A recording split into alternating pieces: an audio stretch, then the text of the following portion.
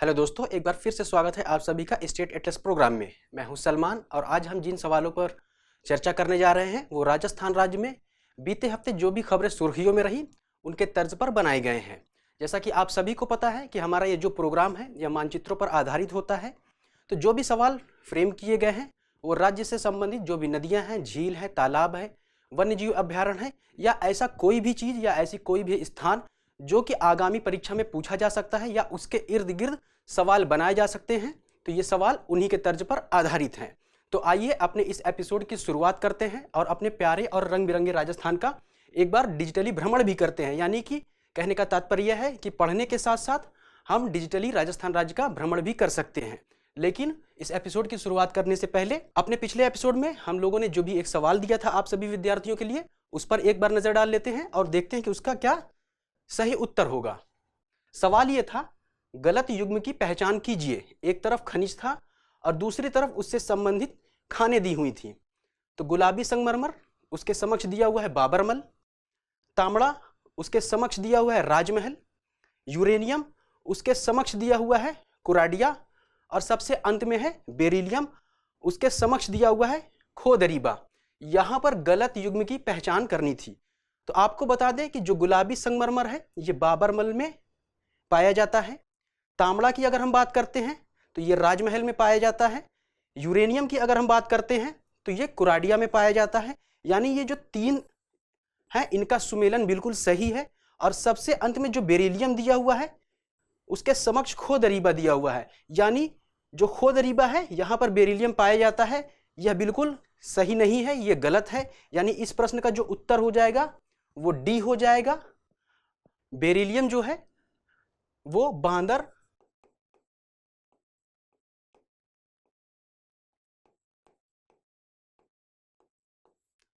बांदर सिंदरी जो खान है ये अजमेर में स्थित है। तो यहां से बेरिलियम प्राप्त किया जाता है। इसके साथ ही साथ हमने ये भी आप लोगों से कहा था कि ये जो स्थान है ये किन जिलों से संबंध रखते हैं, इसको भी आप सभी को बताना है। तो बाबरमल जो है उदयपुर में है। राजमहल जो है ये टोंक जिले में है। वहीं कुराडिया की अगर हम बात करते हैं तो ये भीलवाड़ा जिले में स्थित खान है। तो ये रहा पिछले अभ्यास प्रश्न का सही उत्तर और उससे संबंधित जो भी जिले रहे। आइए इस एपिसोड की शुरुआत करते हैं और देखते हैं कि इस एपिसोड की पहली खबर क्या है। बीकानेर में इस बार ऊंट उत्सव को अधिक विदेशी पर्यटकों को जोड़ने की कवायद शुरू।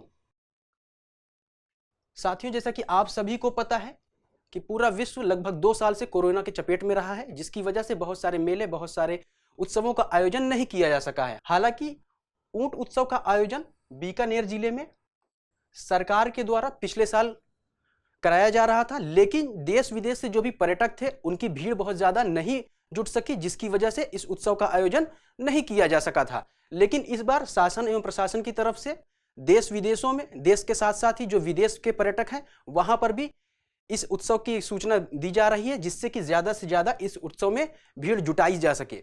तो इससे संबंधित जो प्रश्न है, प्रश्न ये है, प्रश्न में एक कथन दिया हुआ है और एक कारण दिया हुआ है और 4 विकल्प दिए हुए हैं। तो इसका जो सही उत्तर होगा उन विकल्पों में से चुनना है। तो कथन ये है, राजस्थान के पश्चिमी मरुस्थलीय जिलों में आजकल भरपूर खाद्यान्न उत्पन्न किए जाते हैं। और कारण दिया हुआ है, बीकानेर एवं जालौर आदि जिलों में इंदिरा गांधी नहर के कारण सिंचाई आसान हुई है। तो यहाँ पर राजस्थान के पश्चिमी मरुस्थलीय जिलों की बात कर रहा है। तो मानचित्रों के माध्यम से अगर हम देखते हैं तो जैसलमेर, बाड़मेर, बीकानेर, श्रीगंगानगर, हनुमानगढ़, चूरू, नागौर, जोधपुर और झुंझुनू, ये जो जिले हैं मुख्य रूप से मरुस्थलीय जिले के नाम से जाने जाते हैं, क्योंकि यहाँ की जो भूमि है यहाँ पर बहुत ज़्यादा पैदावार अन्न की नहीं होती है। इसके अलावा यहाँ पर जो सिंचाई की व्यवस्था है वो बहुत अच्छी नहीं थी इंदिरा गांधी नहर परियोजना से पहले। और साथ ही साथ यहाँ पर जो वर्षा है वो बहुत ही कम होती है, लगभग 40 सेंटीमीटर के आसपास यहाँ पर वर्षा होती है, जिसकी वजह से यह जो एरिया है यहाँ पर खाद्यान्नों की इतनी ज़्यादा पैदावार नहीं हो पाती है। लेकिन सरकार द्वारा ये जो इंदिरा गांधी नहर परियोजना है, जब इसको कार्यान्वित किया गया तो इन जिलों में जो भी कृषि से संबंधित समस्याएं थी उनका बहुत हद तक समाधान हो चुका है, खासकर सिंचाई को लेकर के। अब सिंचाई की यहाँ पर उपलब्धता हो जाने के कारण यहाँ पर भरपूर खाद्यान्नों की पैदावार देखी गई है। तो यहाँ का जो पहला कथन है ये बिल्कुल सही है, आजकल भरपूर खाद्यान्न उत्पन्न किए जाते हैं। और इसके पीछे जो कारण दिया हुआ है, बीकानेर एवं जालौर आदि जिलों में इंदिरा गांधी नहर के कारण सिंचाई आसान हुई, तो ये बात तो बिल्कुल सही है, क्योंकि इस नहर की वजह से यहाँ पर जो सिंचाई की व्यवस्था है वो बहुत ही आसान हुई है। लेकिन यहाँ पर जालौर जिला दिया हुआ है, तो अगर हम यहाँ से देखते हैं, जालौर यहाँ पर कहीं पर भी दिखाई नहीं दे रहा है, यानी जो जालौर जिला है वो पश्चिमी मरुस्थली जिलों के अंतर्गत शामिल नहीं है, लिहाजा ये कथन गलत हो जाएगा। यानी जो कारण दिया हुआ है ये गलत है और कथन पूरी तरह से सही है। तो इसका सही उत्तर हो जाएगा सी, यानी कथन सही है और कारण गलत है। चलते हैं आगे की तरफ। अगली खबर है, भरतपुर में भ्रष्टाचार निरोधक ब्यूरो का करप्शन पर एक्शन अभियान के अंतर्गत कर्मचारी सहित कई अधिकारी भी रिश्वतखोरी के तहत गिरफ्तार। ये जो खबर है भरतपुर से है और यहां पर जो एसीबी है यानी एंटी करप्शन ब्यूरो, इन्होंने करप्शन पर एक्शन के अभियान के तहत रेड करी है और कई विभागों में कई कर्मचारी के साथ साथ जो वहां के अधिकारी हैं वो भी रिश्वतखोरी में लिप्त पाए गए हैं। तो इस तर्ज पर जो सवाल बनाया गया है, सवाल ये है, सूची 1 को सूची 2 से सुमिलित कीजिए तथा नीचे दिए गए कूट का उपयोग करके सही उत्तर चुनिए। एक तरफ पर्वत दिया हुआ है और दूसरी तरफ उन पर्वतों की स्थिति दी हुई है, यानी कि वो पर्वत किन जिले में स्थित है ये दिया हुआ है। कुकरा, चूलगिरी, मानी एवं उदयपुर, उनके समक्ष दिया हुआ है अजमेर, जयपुर, अलवर एवं भरतपुर। तो आपको बता दें कि कुकरा जो पर्वत है ये अजमेर में है, यानी इसका सुमेलन बिल्कुल सही है। चूलगिरी की अगर हम बात करते हैं तो ये जयपुर में है, इसका भी सुमेलन बिल्कुल सही है। अगर मानी पर्वत की बात करते हैं तो ये अलवर में स्थित ना होकर के बल्कि भरतपुर में है।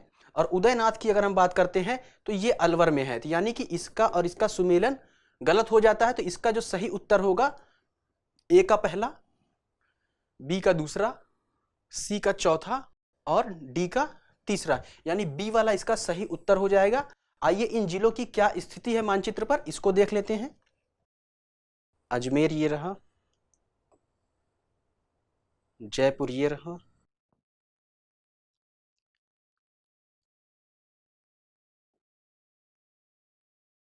अलवर ये रहा और इसके बिल्कुल करीब ही इससे सटा हुआ भरतपुर ये रहा। तो इस प्रश्न का उत्तर बी वाला हो जाएगा। चलते हैं आगे की तरफ, अगली खबर को देखते हैं। अगली खबर है, रणथंभौर में आगामी पर्यटन सत्र से फुल डे एवं हाफ डे सफारी को बंद करने का निर्णय। रणथंभौर में जो भी पर्यटक आते हैं वो फुल डे और हाफ डे सफारी के माध्यम से रणथंभौर के अंदर जो भी जानवर रह रहे हैं, जो भी वहां पर बाघ रह रहे हैं उनको देखते हैं। लेकिन सुरक्षा के लिहाज से अभी फिलहाल फुल डे और हाफ डे सफारी को बंद करने का निर्णय लिया गया है, यानी कि अब जो पर्यटक है वो सिर्फ सुबह और शाम इसका आनंद ले सकते हैं। तो सवाल ये बनाया गया है, निम्नलिखित में से किसे भारतीय बाघों का घर भी कहा जाता है? मरुस्थली राष्ट्रीय उद्यान, ताल छापर अभ्यारण्य, सरिस्का राष्ट्रीय उद्यान और सबसे अंत में दिया हुआ है रणथंभौर राष्ट्रीय उद्यान। तो राष्ट्रीय रणथंभौर उद्यान जो है यानी रणथंभौर राष्ट्रीय उद्यान को भारतीय बाघों का घर कहा जाता है।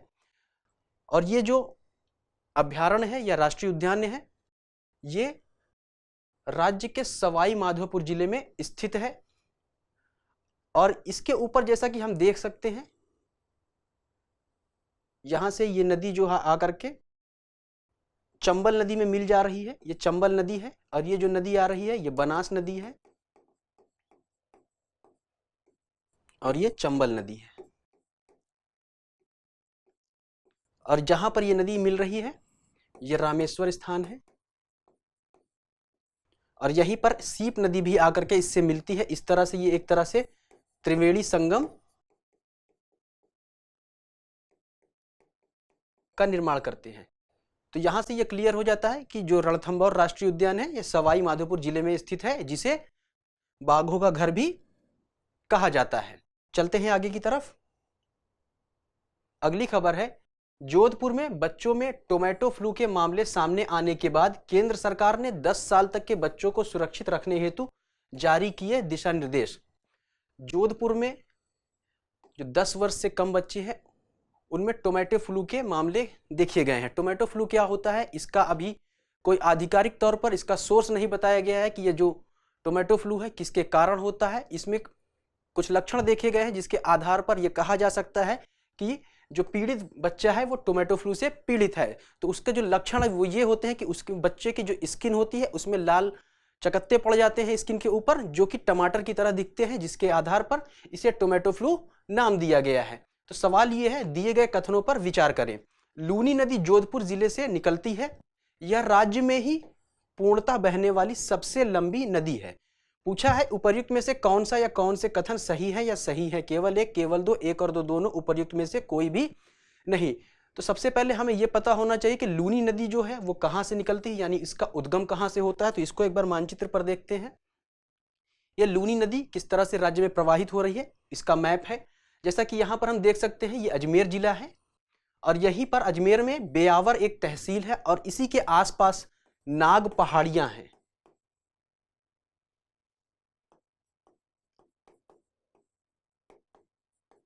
और इन्हीं पहाड़ियों से इसका उद्गम होता है, यानी जो लूनी नदी है वो अजमेर जिले के ब्यावर तहसील के समीप स्थित नाग पहाड़ियों से उद्गमित होती है। तो यहां से ये जो पहला कथन है जोधपुर जिले से निकलती है, ये गलत हो जाता है। और यह राज्य में ही पूर्णतः बहने वाली सबसे लंबी नदी, जैसा कि यहाँ पे कह रहे हैं कि राज्य में ही पूर्णतः बहने वाली, और जबकि हम यहाँ से देख सकते हैं कि ये आगे जाकर के यानी गुजरात राज्य में प्रवेश करती है और पूरी तरह से राज्य में बहने वाली सबसे लंबी नदी नहीं है, लिहाजा यह कथन भी गलत हो जाता है। तो इस तरह से इस प्रश्न का जो सही उत्तर हो जाएगा डी हो जाएगा, उपर्युक्त में से कोई भी नहीं। चलते हैं आगे की तरफ। अगली जो खबर है वो राजसमंद जिले से है। राजसमंद जिले की वन की आशा उपनाम से प्रसिद्ध बनास नदी बनी लोगों के लिए खतरा। ये जो बनास नदी है इसे वन की आशा के नाम से भी जाना जाता है। और ये किस तरह से लोगों के लिए खतरा बनी है कि जो मानसून की सक्रियता है इस वर्ष राजस्थान राज्य में काफी ज्यादा रही है, जिसकी वजह से भारी बारिश हुई है और ये नदी उफान मान रही है। और जो आसपास के जिले हैं, जो आसपास के गांव हैं, वहां पर काफी जनहानि हुई है, बाढ़ आ चुकी है वहां पर। तो इससे संबंधित जो प्रश्न बनाया गया है उसको देखते हैं। राजस्थान के रेखा मानचित्र पर ए, बी, सी और डी 4 नदियों के उद्गम स्थान को दर्शाते हैं। इनमें से किस एक को मानचित्र पर सही नहीं दर्शाया गया है? लूनी नदी, खारी नदी, जवाई नदी, गंभीर या उटंगन नदी। इनकी जो उद्गम स्थान है ए, बी, सी, डी से इसको दर्शाया गया है और पूछ रहा है कि किस एक को सही नहीं दर्शाया गया है। तो इस प्रश्न का उत्तर देने के लिए हमें यह पता होना चाहिए कि ये जो चारों नदियां हैं इनका उद्गम कहां से होता है। तो लूनी नदी की अगर हम बात करते हैं तो अजमेर, खारी नदी की अगर हम बात करते हैं तो राजसमंद, वहीं जवाई नदी की अगर हम बात करते हैं तो ये उदयपुर, और उटंगन या गंभीर नदी की अगर हम बात करते हैं तो सवाई माधोपुर।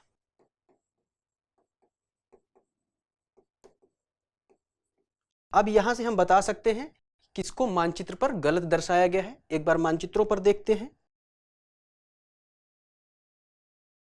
सबसे पहले देखते हैं राजसमंद जिला ये रहा, अजमेर ये रहा, सवाई माधोपुर ये रहा और उदयपुर ये रहा। ये नाग पहाड़ियां रही जहां से लूनी नदी उद्गमित होती है। ये बिजराल की पहाड़ियां रही राजसमंद जिले में जहां से खारी नदी उद्गमित होती है और आगे चलकर ये देवली के निकट बनास नदी में मिल जाती है। वहीं अगर जवाई नदी की हम बात करते हैं तो ये जो अरावली पहाड़ियों का जो पश्चिमी भाग है वहां से उद्गमित होती है और ये जो जिला है उदयपुर है। और सबसे अंत में अगर हम देखते हैं गंभीर नदी या उटंगन नदी, तो ये जो है सवाई माधोपुर जिले से उद्गमित होती। यहीं पर एक गांव है करौली गांव,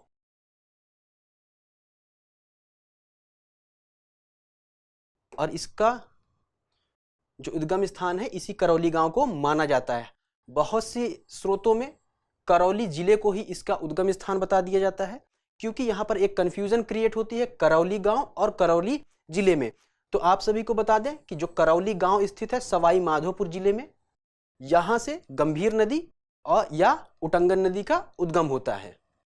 तो जो ए की स्थिति दी हुई है अजमेर की, ये बिल्कुल सही है, अजमेर। बी की अगर हम बात करते हैं खारी नदी यानी राजसमंद जिले की बात करते हैं तो ये भी बिल्कुल सही दर्शाया गया है।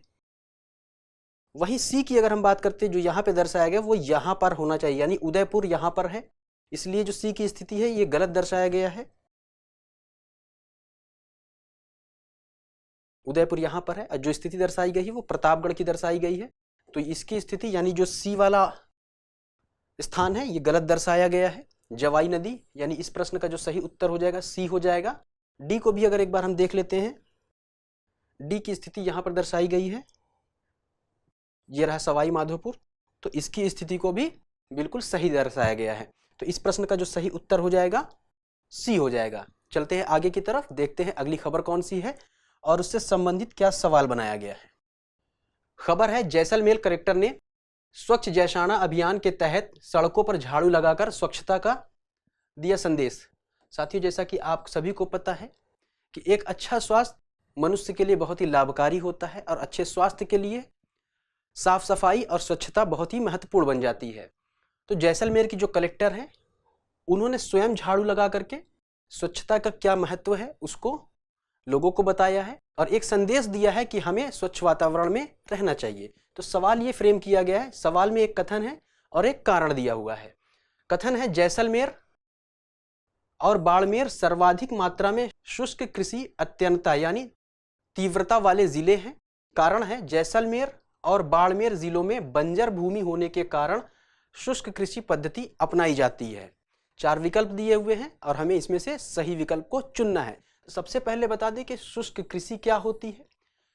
शुष्क कृषि मुख्य रूप से जब जो मृदा है उसमें नमी की अनुपलब्धता होती है, तो ऐसे स्थानों पर आधुनिक और वैज्ञानिक तरीके से की जाने वाली कृषि है। और ऐसे जो क्षेत्र हैं वो राजस्थान का जो पश्चिमी मरुस्थलीय इलाका है उसमें देखने को मिलता है। उसमें मुख्य रूप से जैसलमेर, बाड़मेर, नागौर, जोधपुर, बीकानेर इत्यादि जिले शामिल हैं। तो यहाँ से ये जो पहला कथन है ये बिल्कुल सही हो जाता है, यानी जो जैसलमेर और बाड़मेर है वहाँ पर शुष्क कृषि अपनाई गई है। इसके साथ ही साथ जैसलमेर और बाड़मेर जिलों में बंजर भूमि होने के कारण शुष्क कृषि पद्धति अपनाई जाती है। तो ये भी बिल्कुल सही है क्योंकि यहाँ की जो भूमियाँ हैं लगभग बंजर है। हालांकि इंदिरा गांधी जो नहर है उसकी वजह से अब यहाँ पर सिंचाई की जो व्यवस्था है वो काफ़ी आसान हो गई है और अब बहुत से खाद्यान्नों का उत्पादन भी किया जा रहा है। लेकिन बंजर भूमि होने के कारण यहाँ पर यानी इन इलाकों में शुष्क कृषि जो पद्धति है इसको अपनाया जाता है। तो इस तरह से हमारा कथन और कारण दोनों ही सही हो जाता है। तो इसका जो सही उत्तर हो जाएगा ए वाला हो जाएगा, यानी कथन सही है और कारण भी सही है। इसको एक बार मानचित्र पर देखते हैं। जैसा कि यहाँ पर हल्के पीले और भूरे कलर से जिन क्षेत्रों को दिखाया गया है ये वह क्षेत्र हैं जहाँ पर की जो भूमियाँ हैं लगभग बंजर हैं। इसमें मुख्य रूप से जैसलमेर, बाड़मेर, बीकानेर, हनुमानगढ़, गंगानगर, नागौर, जोधपुर इत्यादि जिले, जालौर, पाली आदि जिले शामिल हैं। चलते हैं आगे की तरफ। अगली खबर है बीकानेर सहित राज्य के 6 जिलों में खनिज भंडार के मिलने के बाद खनिज विभाग ने शुरू की ई नीलामी की तैयारी। राज्य के 6 जिले हैं जिनमें बीकानेर भी शामिल है, वहां पर खनिज के नए भंडार मिले हैं और यह राज्य के लिए बहुत ही महत्वपूर्ण बात है। और इन खनिज भंडारों के मिलने के बाद से जो खनिज विभाग है इनकी ई नीलामी शुरू कर रहा है, यानी कि जो भी इच्छुक व्यक्ति है इसके खनन के लिए इसमें पार्टिसिपेट कर सकते हैं। तो सवाल ये है एरिडीसोल्स के संदर्भ में दिए गए कथनों पर विचार करें। यह मरुस्थलीय क्षेत्र में पाई जाने वाली मृदा है जिसमें नाइट्रोजन की अधिकता होती है। यह मुख्य रूप से बाड़मेर, जैसलमेर, बीकानेर आदि जिलों में पाई जाती है। पूछा गया है उपर्युक्त कथनों में से कौन सा या कौन से कथन सही है या सही है, केवल एक, केवल दो, एक और दो दोनों, उपर्युक्त में से कोई भी नहीं। तो आप सभी को बता दें कि जो एरिडीसोल्स है यह मृदा का एक प्रकार है। अमेरिकी वैज्ञानिकों ने आधुनिक पद्धति से जो मृदा का कैटेगराइजेशन किया है उसमें एरिडीसोल्स एक मृदा का प्रकार है और इस तरह की जो मृदा होती है उसमें नाइट्रोजन की अधिकता नहीं होती है बल्कि कमी होती है। तो यह कथन गलत हो जाता है और यह मुख्य रूप से बाड़मेर, जैसलमेर, बीकानेर आदि जिलों में पाई जाती है। तो यह बिल्कुल सही है। जो एरिडोसोल्स जो मृदा है यह खासकर मरुस्थलीय क्षेत्रों में पाई जाती है और राजस्थान का जो पश्चिमी इलाका है वो पूरा मरुस्थल है जिसमें बाड़मेर, जैसलमेर, बीकानेर जिले आदि शामिल है। तो इस प्रश्न का सही उत्तर बी हो जाएगा, यानी केवल दो। आइए देखते हैं वो कौन कौन से जिले हैं। जहां पर इस तरह की मृदा पाई जाती है। इसमें मुख्य रूप से बीकानेर, नागौर, जोधपुर, बाड़मेर एवं जैसलमेर आदि जिले शामिल हैं। चलते हैं आगे की तरफ। अगली खबर है, 12 जिले में पार्वती, काली सिंध एवं परवन नदियों के उफान से कई गांव बाढ़ की चपेट में। जैसा कि स्पष्ट हो जाता है, ये जो नदियां हैं इनमें जो जल स्तर है वो काफी ज्यादा हो चुका है, क्योंकि जो मानसून की सक्रियता है उसकी वजह से इन इलाकों में काफी ज्यादा बारिश हुई है, जिसकी वजह से इन इलाकों में काफी जनहानि हुई है और यहाँ पर रेड अलर्ट प्रशासन की तरफ से जारी किया गया है। तो सवाल यह है, निम्नलिखित में से किस अभ्यारण्य के करीब से परवन नदी प्रवाहित होती है? शेरगढ़ अभ्यारण्य, रावली टॉडगढ़ अभ्यारण्य, रामगढ़ विषधारी अभ्यारण्य, सज्जनगढ़ अभ्यारण्य। तो इसको एक बार मानचित्र से देखते हैं। जैसा कि हम यहाँ स्पष्ट तौर से देख सकते हैं, ये जो परवन नदी है ये इस तरह से प्रवाहित हो रही है और यहीं पर ये जो वन्य जीव अभ्यारण्य दिखाई दे रहा है ये शेरगढ़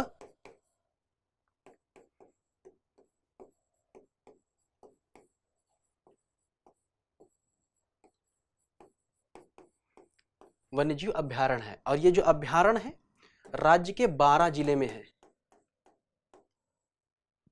तो यहां से इस प्रश्न का जो सही उत्तर हो जाएगा ए हो जाएगा, शेरगढ़ अभ्यारण्य। आगे चलते हैं साथियों, जैसा कि आप सभी को पता है हम अपने प्रत्येक एपिसोड में आप सभी के लिए एक अभ्यास प्रश्न दे करके जाते हैं जिसका उत्तर आप सभी कमेंट बॉक्स में देते हैं। तो हर एपिसोड की तरह इस एपिसोड में भी आप सभी के लिए एक अभ्यास प्रश्न है। आइए देखते हैं वो क्या है, लेकिन उससे पहले खबर क्या है उसको देखते हैं जिसके तर्ज पर इस प्रश्न को फ्रेम किया गया है। नागौर जिले में एयर राइफल व पिस्टल के प्री नेशनल में चयनित हुए खिलाड़ियों का किया गया सम्मान। नागौर जिले में जो प्री नेशनल है वहां पर एयर राइफल और पिस्टल जो प्रतियोगिता है उसमें जो भी खिलाड़ी चयनित हुए हैं उनका सम्मान किया गया है। एक आयोजन किया गया था जिसमें इन खिलाड़ियों को सम्मानित किया गया है। तो प्रश्न ये है, सूची 1 को सूची 2 से सुमेलित कीजिए तथा नीचे दिए गए कूट का उपयोग करके सही उत्तर चुनिए। एक तरफ कोयला या गैस की खानें दी हुई हैं, दूसरी तरफ संबंधित जिले दिए हुए हैं, कसनऊ, कपूरड़ी, तनोट, पालना, नागौर, बाड़मेर, जैसलमेर, बीकानेर। तो इसका उत्तर आपको देना है कि इसका सही उत्तर क्या है, यानी कि ये जो कोयला और गैस की खानें हैं ये किन जिलों में स्थित हैं। तो मानचित्रों के माध्यम से जो भी सूचनाएं और जो भी तथ्य इस एपिसोड में बताए गए, हमें उम्मीद है कि आगामी परीक्षा में आप सभी के लिए लाभकारी सिद्ध होंगी। तो हमारे इस एपिसोड को देखते रहिए, हमारे साथ बने रहिए। तो अपने इस एपिसोड को यहीं पर विराम देते हैं। मिलते हैं अगले एपिसोड में कुछ नई खबरों के साथ, कुछ नए प्रश्नों के साथ। तब तक पढ़ते रहिए, आगे बढ़ते रहिए। शुक्रिया।